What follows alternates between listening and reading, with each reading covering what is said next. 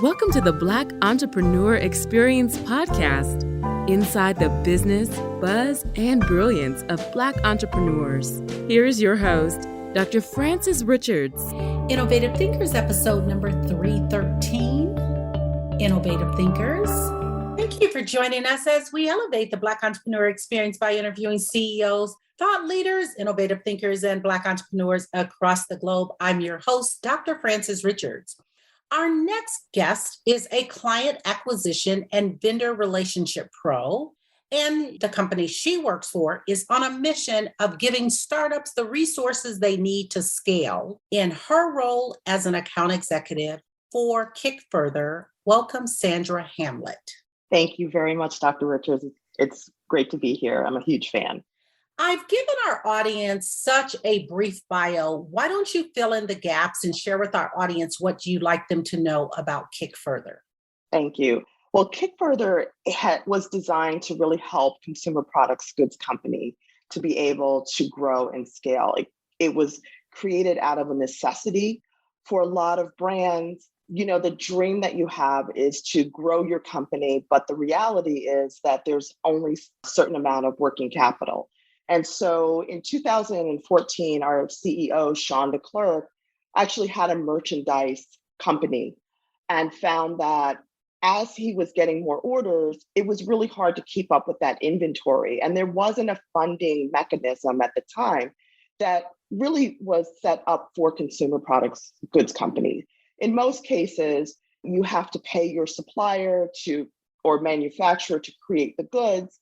And then most funding happens where you take out a loan, but those payments that you have to make are happening before you've actually had a chance to sell that inventory. So there's always that gap between needing to pay your suppliers or your manufacturer, your vendors, but then not having that working capital or that cash flow until after sales has started happening. So Kickfurther was really designed around creating that safe space for companies to grow. A lot of companies that we work with companies at a minimum of trailing 12-month sales revenue of 150,000. So very new companies to companies that are over 10 million. But each of them has their unique challenge when it comes to keeping that workflow. One of the things that I look at when I'm talking to companies is, what could you do with the money that you have to pay your supplier? What could you be doing to grow your business? Maybe that's putting it into a website or bringing on new help or expanding your warehouse or all the things that a company needs to do to grow. And that's where Kickfurther comes in. And we have that unique model that really puts the power in the hands of the business owner. You get to set the terms, you get to set your timeline, you even get to determine when you get to pay back. And so we really allow a lot of flexibility with our consumer products goods companies. Oh my goodness. Sandra, I'm listening, and I have met so many entrepreneurs over the years that's saying, I've never heard of Kickfurther. Where have they been? And I'm going to just jump in. And if someone's listening and they're like, I need to jump off and find Sandra right now, how do they find Kickfurther? They can reach out to me at Sandra at kickfurther.com, check out the website at kickfurther.com and learn about the brands that we've worked with. We've funded over 1,000 different co-ops, that's what we call them, deals. And we kind of have a unique model. There's no other company doing what we do. So we have a community of buyers. Anyone on this podcast that's listening that doesn't have a consumer products goods company can still be a part of the Kickfurther community by signing up as a buyer. And so they can buy inventory for these growing and scaling brands and get a profit while they're doing it. So they can kind of earn a passive income as they're supporting the growth of brands. So it's kind of like a little bit of crowdfunding meets consignment. So a lot of companies that have gone through crowdfunding experiences like Kickstarter or Indiegogo, while that experience was great for a lot of the businesses that are expanding, it's really hard to kind of keep up with the work that goes into kind of finding those people to back your company And what's great about Kickfurther is that that community exists in our platform.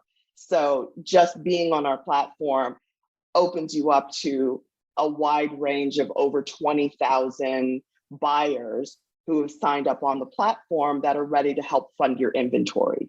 Now, if someone is a game developer or an app developer, can they use Kickfurther? No, our model is really focused on consumer products goods company.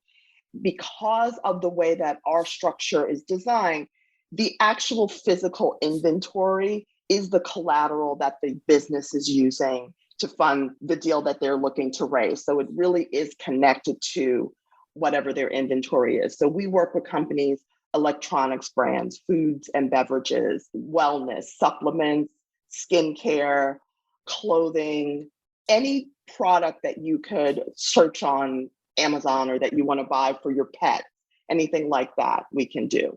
We are regulated in the sense that because our buyers will own that specific inventory that's being funded, we can't do anything that's regulated. So we don't do alcohol or tobacco or firearms or anything that is age restricted.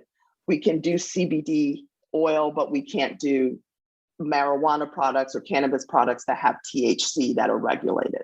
That's good to know. Yeah, and we also, I should add, I'm sorry, we can't do food products that don't have a shelf life of at least a year or that need refrigeration. Okay, excellent. Talk about COVID-19, the pandemic, and how your company, how Kickfurther had to shift or pivot. Well, COVID-19 was really interesting. I feel like it was a great place for Kickfurther. In those early days, no one knew what was going on. A lot of our brands, their products are manufactured in China. China was shutting down. There was a lot of confusion, as you remember. No one knew what was going on, when products were coming in. And I feel like it was a little bumpy in the beginning because everybody wanted to know, nobody knew what was happening. But as we came through those first couple of weeks, what we started to see was that our business plan was really working. We actually had phenomenal growth during COVID because a lot of the other funding mechanisms started shutting down. And as you recall, during COVID, what were people doing but spending a lot of time online buying things? A lot of brands had this absolute phenomenal growth and needed to keep up with demand. We had, for instance, t-shirt and apparel companies that had loungewear. So a huge increase as more people were working from home, didn't need to get into their business attire and were shopping for things. So I think what we really navigated and we were able to help a lot of companies that were pivoting, maybe companies that their business model was to reach out to retail stores, but as retail stores were closing, this was an excellent opportunity for them to maybe put those resources into building up their e-commerce sites. Something that they had put on the back burner became a reality as more businesses started going from maybe B2B to direct to consumer. Sandra, talk about your journey and how did you end up at Kickfurther? Well, it's funny. I sort of fell into sales. I never saw myself as a salesperson. I was a liberal arts major, and I started working in a magazine in New York City years ago and fell into the advertising department and sales. And one of the things I found is what I love about sales is the ability to tell stories. It's really all about storytelling. That's what a brand is doing. Any sales operation is saying, this is what we do. This is why we do it. This is who we are. That's always been super attractive to me. And as I was sort of transitioning in my life, my two oldest kids were getting older. I had gone through a divorce, was looking for a change. And I knew I wanted to be a part of working at startups, had always been sort of like exciting for me. And I discovered Buffalo, New York was, a lot of people don't know, but Buffalo, New York is a huge, has a huge startup community. And there's a real emphasis on bringing more startups to Buffalo. And that's how I found Kickfurther. And Kickfurther it's just been the perfect home for me because I've always loved working with small businesses. I've always been a fan. I've had friends who own small businesses.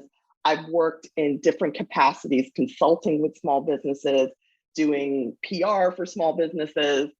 And I know the challenges that they face.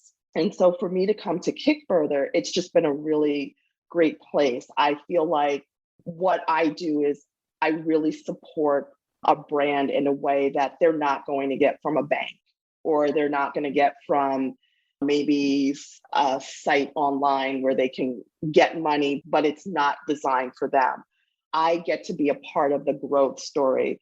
One of the things that I love is working with a company that really just reaches the point of being able to qualify on our site with their revenue, and watching them grow in the time that they fund with us to almost double, triple, sometimes quadruple what their sales were when they first came to the platform. Those are just like the wins that we all love at the company, when we see the growth that happens just from someone saying, I really need help with this inventory, and it just opens the door up for them. So it sounds like the platform has a component of not only the growth strategy, but also educating and supporting the small business. It's almost like a concierge for fundraising.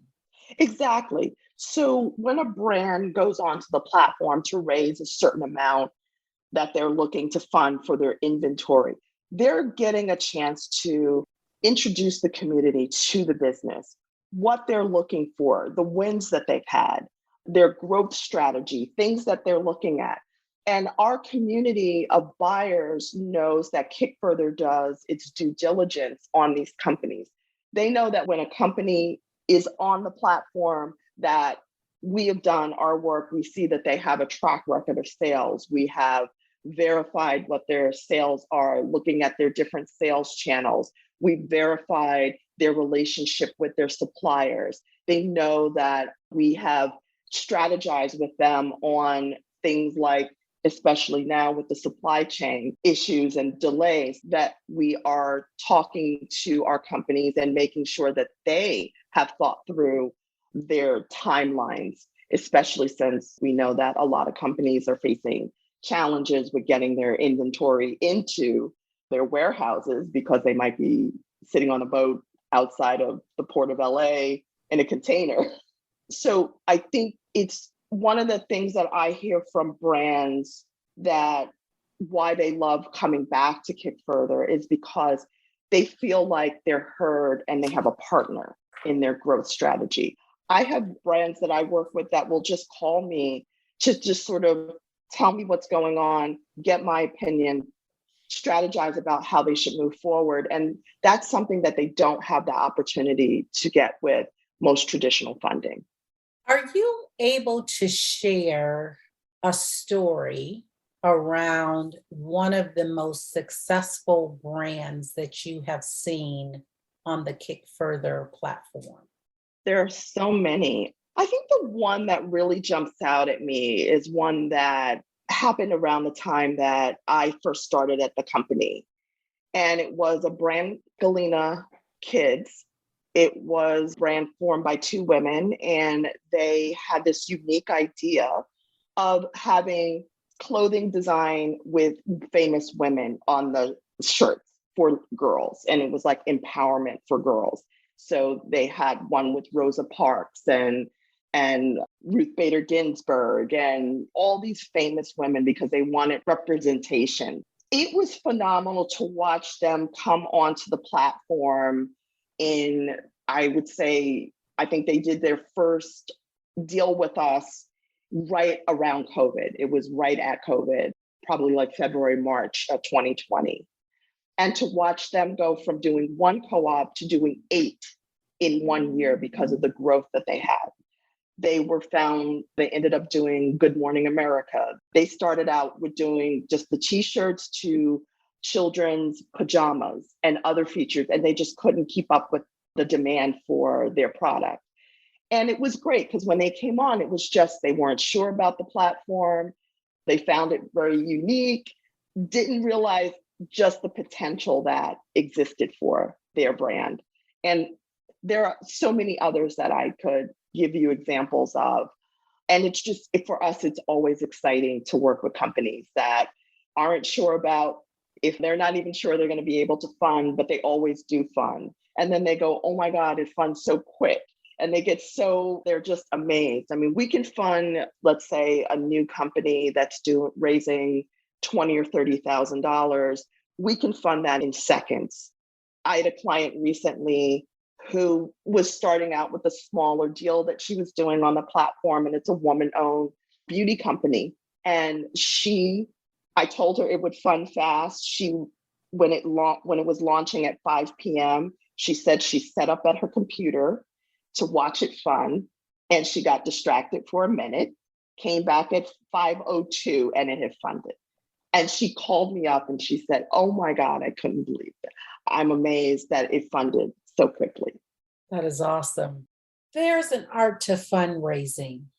Give us some 3 strategies that you would recommend if someone's interested in funding on a platform like Kickfurther. I'd say the most important thing is to be able to tell your story, have a story to tell. Who are you? Why do you do what you do? I feel that the companies that really resonate with our buyers are mission focused. Even if you're just designing a water bottle, why is your water bottle unique? What do you bring to this? What is your love of this product? Why do you do what you do? That's what I think when our brands have to do a public profile, and that's where they are introducing themselves to the community, a lot of people it's like public speaking almost, but with writing. Oh my gosh, what do I have to say? And I just really get them talking about why do they do what they do? And for a lot of people, it might be they were transitioning from a job in finance, or they were a lawyer and they transitioned to something else, to selling a product, or they fell in love with the idea of something. That's really powerful.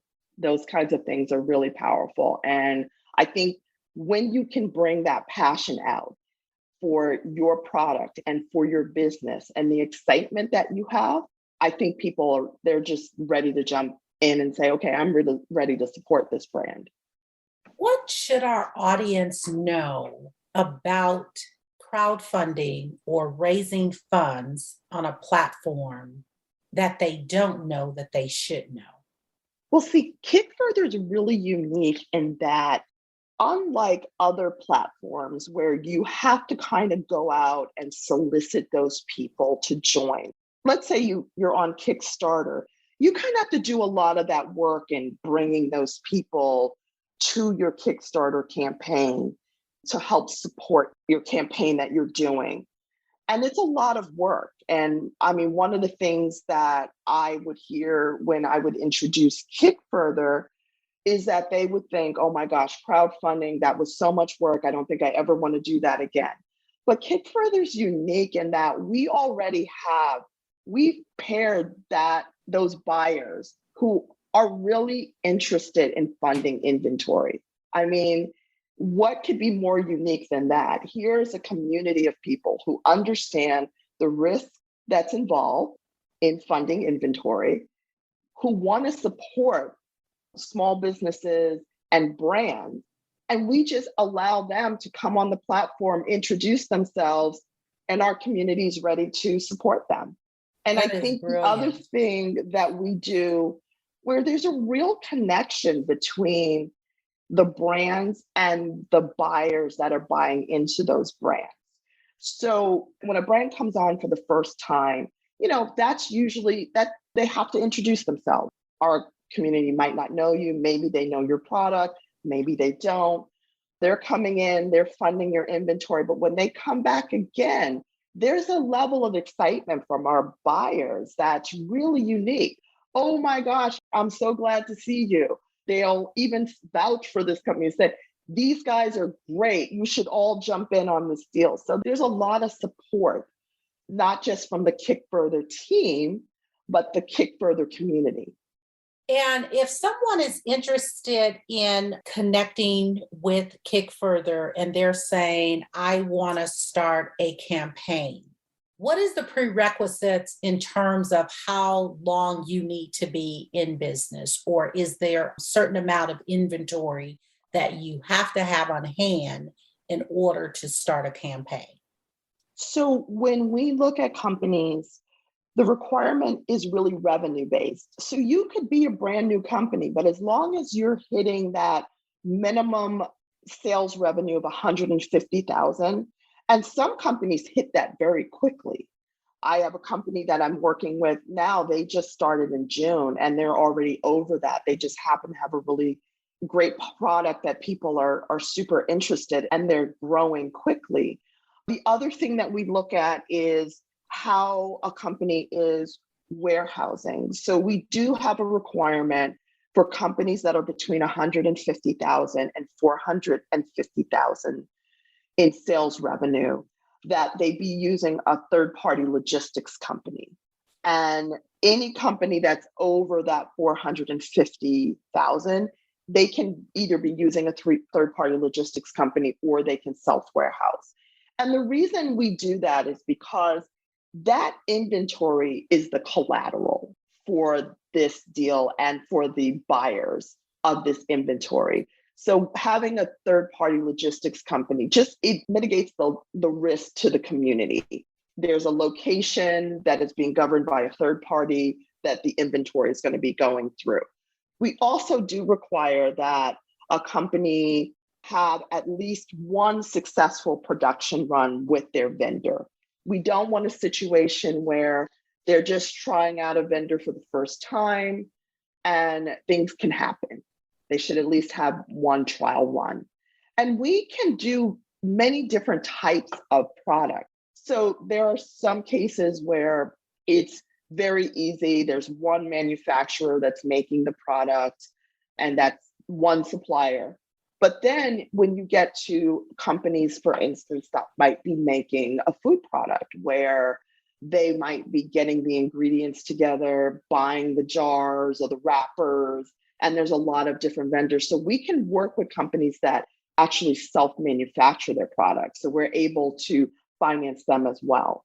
Because I find that sometimes people think, well, I make my own product, and they think that they can't work with us. And I said, if you're making your own candles, we can pay your for the wax, we can pay for the jars, we can pay for all the things that go into building that product for you. That is wonderful. So what would be the difference in terms of someone saying, should I go the route of Kickfurther or should I look for venture capitalists? Well, I always say for companies, make sure that you cast a wide net to see what works for you. A lot of companies come to us and they have venture capital, they have bank loans, they have lines of credit, but they still can't keep up. What's great about Kickfurther in terms of making that determination is that it really is focused on that inventory. So you can we're not a loan, we're a markup on the cost of goods. So we fund at what the cost of goods are. They can work with us because we're not considered debt on their sheet. So let's say a company is looking for maybe some venture capital or equity funding, and they don't want to seem like a company that has a lot of debt. Kickfurther works well with that. We also, our buyers are not taking equity in the company. There's no equity raise. They don't have to give up anything in order to get our funding. And share again, Sandra, if someone's listening and they want to find out more, how can they connect with Kickfurther? Sure. So they can reach out to kickfurther.com. And it's very easy to create a business account. Any company can do that. You just create an account and it kind of walks you through the steps to putting a deal up on the platform. So we allow our brands to be able to customize, figuring out maybe you want to think about which products you want to fund. So you have that option, and then you can work on a timeline. So we allow our brands to structure a timeline that works for them based on when do you need the funds? When is it going to be available in your warehouse and ready to sell? And then how long is it going to take you to sell through that inventory? So every deal on our platform, if you go to kickfurther.com, we have a list of all the brands. You can see all the campaigns that have been run. And you'll notice that every deal is unique. Some are 4.3 months, some are 3.7 months, some are 10 months, some are 9.2 months. And that's because we really allow our clients to customize based on what their needs are. Sandra, let's say, for instance, I am a business and I'm interested in Kickfurther. And let's say, for instance, I go in, I set up my profile, and I realize that there are some of the requirements that I'm not quite meeting the threshold. Will the system put me on hold? Will the system boot me out? What would happen to my application? So when you go onto the platform and let's say you were setting up an account, someone would reach out to you from the Kickfurther team to walk you through. Because a lot of people don't necessarily, they'll go on and they'll start filling things out and then realize that, oh, wait, maybe I'm too early for the platform, or maybe I don't have the requirements. And so we're really proactive about working with brands. So let's say you find out that you are not quite there in terms of your revenue, or you don't have a third-party logistics company, but it's something that you've been thinking about. We partner with a lot of companies, from helping to grow e-commerce sites like RangeMe or other 3PLs that want to partner with us because it's a great opportunity for them, because we do find that we have a lot of companies that maybe they could use help with developing their e-commerce strategy, or maybe they need a 3PL, or maybe they're looking for a new supplier. So our plan is always to kind of work with a company and try to help them to achieve what they need, even if it means, and I've done this many times where I've talked to someone and they're too early for our platform. They don't have any revenue, but they do have an order. And I will come up with a strategy, a list of other funding opportunities that I might try to send them to that might work for them. What do you see? This is talking about trending. Mm-hmm. From your own perspective, being in sales, and you mentioned in the interview, which who would have thought like loungewear would have taken off? That's pretty amazing. What do you see trending in terms of businesses, inventory, and a real hot item that you project? That's so hard because there's so many different products. I am finding that we have been getting a lot of food and beverage companies, lots of different water brands. I never realized there could be so many different types of water. But I think that people are wanting to control a lot of what they want to put into their bodies. I do see that there's a trend with really unique food items that are portable, like energy bars being made from food sources that you might not think of, like plantains or jackfruit, or really unique. I feel like there's a real trend towards fusion cuisine is easily accessible. You can pop it in a bag, you can snack on it on your way to the gym or after the gym, those kinds of things. I also find that fitness wear, a lot of people are just even returning to the office. The workspace has changed. You don't find that there's a lot of this sort of like wearing the button-down suit and the pantyhose and the dress. People want to be more comfortable. So I think really comfortable clothes that people can wear to work, that's super flexible for them to maybe after work take a quick walk or head to the gym and not have to change, those kinds of things. I think there's a lot of that. And then I think the other trend is going to be a lot of sustainable products I'm seeing a lot of trend in reusable storage containers, sandwich wraps that you can reuse, those kinds of things. Thank you for that.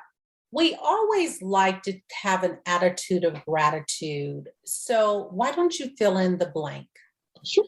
Thank you, pandemic, because it gave Kickfurther, and I think our whole team, a chance to really grow and figure out how we were going to continue on our growth path, help our clients continue on their growth path.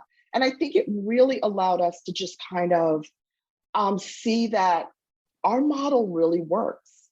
So I'm really grateful for that time, that instead of being afraid and going into a state of like, oh my gosh, this is going to be terrible for us, no companies, I think we just took a deep breath and we said, okay, we can do this. And one of the things that I'm admiring about your model is around community. And you talked a great deal about your community and how you guys are building community. So talk about the culture of Kickfurther and how they have actually built that community that is so strong and supportive of the businesses. I think it's just really being this unique model in allowing people to support brands, but also make money doing it. I think that's really the important thing, and that we do offer a lot of transparency and communication. I think one of my clients said it best, that Kickfurther is the real democratization of capital funding. And I think that's really true. I think we as a culture want to feel more connected to everything that we're doing. We want to feel connected to where the clothes that we're buying are coming from, where the food that we're eating is coming from. And I feel that there's a real trend towards having a better idea of where the funds that are coming from. I think for the fact that we can say these are people who are funding you and that they're really excited about your growth, it's something that I don't see a lot of other funding mechanisms doing that. And it's something that we offer and we really foster and we really sustain. And we are always there to answer questions and support, whether it's our brands or our buyers. Take us behind the scenes. You did a little bit. If someone signs up for your portal, they signed up on the portal and they're ready to get started, they meet the requirements. Talk about what that experience will be and a little bit of the timeline of how it would work. Right. So every business is unique. What I will say is the first deal that you do in setting it up, it can seem overwhelming, but it gets easier. That's what we always tell our clients. It's so much easier when you do it the second time, because we do ask for a lot of information. We do a lot of due diligence, but you will always be connected with someone who will hold your hand through the process. Our team is always willing to help out on every level. For instance, when there might be a third-party logistics company who's unsure who Kickfurther is and might not want to sign our authorization for that inventory, we will have a conversation with the 3PL to introduce them to Kickfurther and the model. We will do everything that it takes to help you through that process. And the application process, like I said, it's radical based on from one business owner to another. Some are wearing so many hats that they can't do everything in the way that they would want to. I've had clients who are able to do the application in 3 days. Others, it might take 2 weeks. Generally, I'd say it takes about a week and a half. Once it goes up on the platform, it's up on the platform for 24 hours before it funds.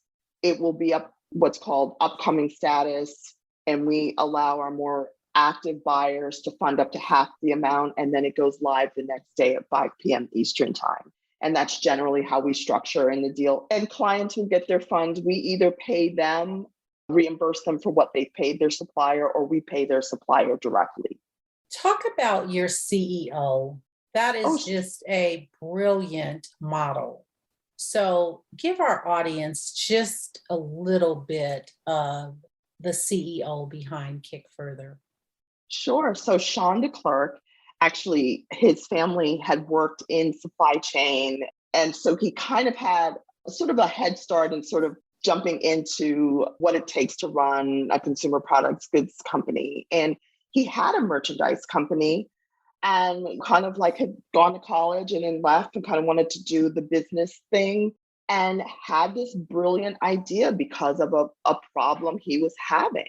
He was finding that when I need to fulfill these orders, I don't have the available cash on hand. I don't want to keep going to people to bail me out.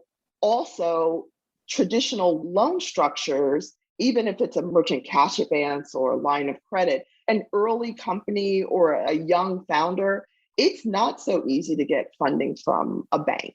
They want to see years in business. That was really the struggle. And at the time, his sister was doing a Kickstarter campaign right around the time that Kickstarter was fairly new.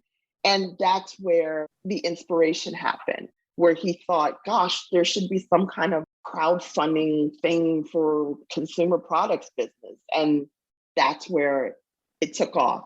And it just became this reality. A lot of businesses were thinking, oh my gosh, when I talk to people and I tell them what I do, the first thing they'll say to me was, if it's a business owner who's been in business for a long time, and they say, oh my God, where were you when I started?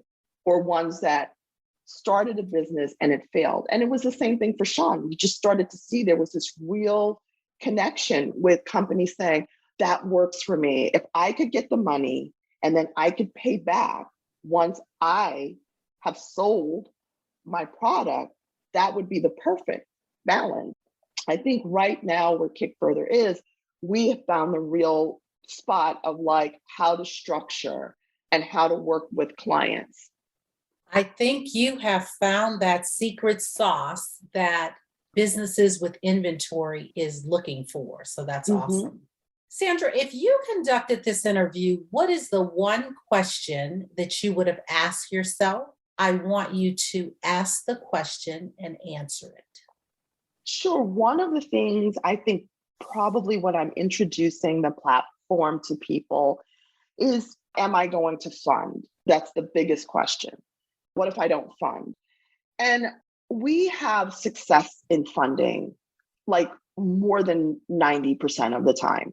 And generally, if we find that a deal comes up and it's not funding, we can play around with it. Sometimes a client might be offering too low of a rate of return for the backers. And so it's something that's really easy, but rarely most brands that are coming to our platform are going to fund. And that's usually the biggest concern.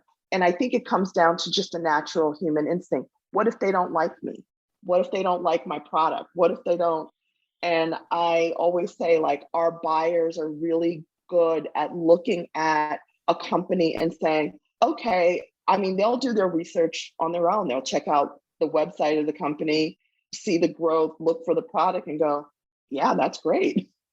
It sounds like when I hear about Kickfurther, it's almost like you are, just like you said, it's Kickstarter with a real punch. Exactly. With nice sharks. Exactly. I think that, what really is unique about us is that there's just a real understanding of what's needed. And that really comes out that we are really good. We work with hundreds and hundreds of brands. We speak to people and we can kind of help them navigate through this process of being a consumer products goods company. That's awesome. We've come to our part of the interview, Sandra. It's called Fun Facts Lightning Round. And this is going to be specific questions about you. And if there's something you desire not to answer, feel free to say pass. Are you ready for the Fun Facts Lightning Round? I am. Your favorite color? Blue. Your first job? My first paid job was when I was 13, and I used to write correspondence for my mother's boss because I love to write. And so she would pay me to write her letters to her clients or customers, and it was really fun for me. That's neat. The last movie you saw? I would probably say the last movie, I'm going to say Howard's End. That was the last one that I remember. I'm a sucker for any period piece movie, and that's one of my favorites. I think I probably rewatched that. You relax doing what? I relax by going out for long walks. That's one of the things that I just love to do. Even in Buffalo, I will be out there in the snow, in the rain, walking. Your favorite singer or rapper? Nancy Wilson, I love her. I grew up listening to, my father was a huge jazz fan, and her voice always does it for me. And I just love her. Your favorite dance song? I'm a child of the 80s, and I'm going to say, what is it? Everybody Dance. That one, I can't sit still when it's on. What food you eat every week, no matter what? I think we eat a lot of guacamole. I make guacamole, and it's my son's favorite. And so I think we have it at least once a week. Your favorite month? I want to say my birthday in July, but actually I really love September. I think September on the East Coast has some of the beautiful bluest skies. It's just one of my favorites. Work out or hit the couch? Work out and then hit the couch. Sandra Hamlett, thank you so much for joining us on Black Entrepreneur Experience Podcast as an innovative thinker for and representing the company you work for, Kickfurther. Before we let you go, feel free to share with our audience the best way for them to connect with you and for them to do business with Kickfurther. Sure. You can reach me again at my email at Sandra, Sandra, at kickfurther.com. And then you can also go to kickfurther.com and check out our website. There's a ability to join as a buyer to buy inventory, as well as a consumer products goods company to set up an account and see if this is right for you, or to also look at the brands that we've also funded to kind of get an idea of the different types of companies we've worked with. Thank you, Sandra. That's a wrap. Okay, thank you. Thank you for listening and subscribing to Black Entrepreneur Experience. We would love for you to leave a review and rating on iTunes and share with your friends. For show notes and more episodes, go to www.beepodcast.com. Join us next Wednesday, and remember, green is the new black. So keep your bank accounts and your business in the black.